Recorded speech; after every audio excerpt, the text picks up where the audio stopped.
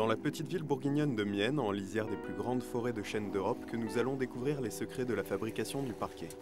Une proximité avantageuse pour ce fabricant puisqu'elle lui permet de réduire ses coûts de transport et de diminuer le bilan carbone de sa production.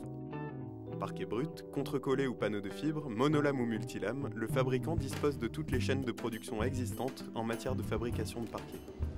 Arnaud Robillard, responsable du site, nous propose une visite guidée.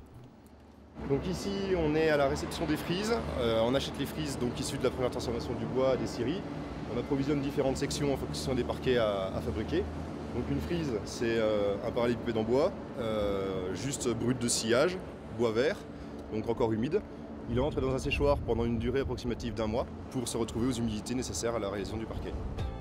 Quel que soit le type de parquet à fabriquer, le processus commence par un rabotage des frises afin de les nettoyer et de leur donner une forme standard usinable. Nous suivons dans un premier temps le processus de fabrication des lames de contrecollé, un type de parquet pour lequel le chêne sert de parement, c'est-à-dire d'habillage sur une couche de matériaux intermédiaires.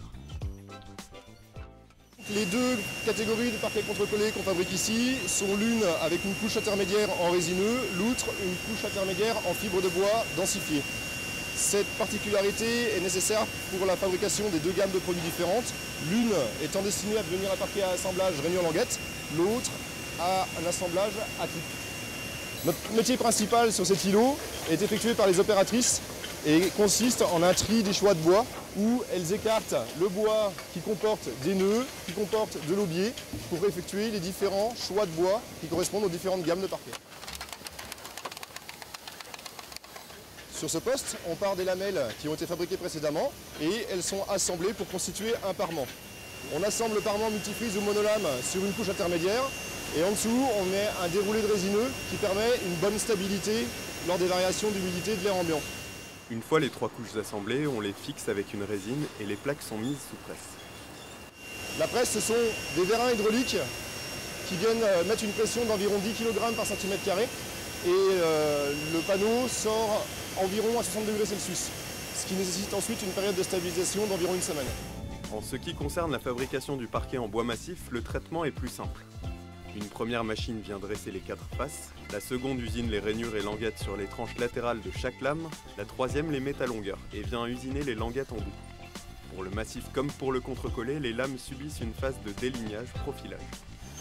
Les postes de travail qui sont derrière moi sont destinés à réaliser le profilage du produit en long et en bout de lame. Ils permettront un assemblage mécanique du bois et du parquet sur le chantier.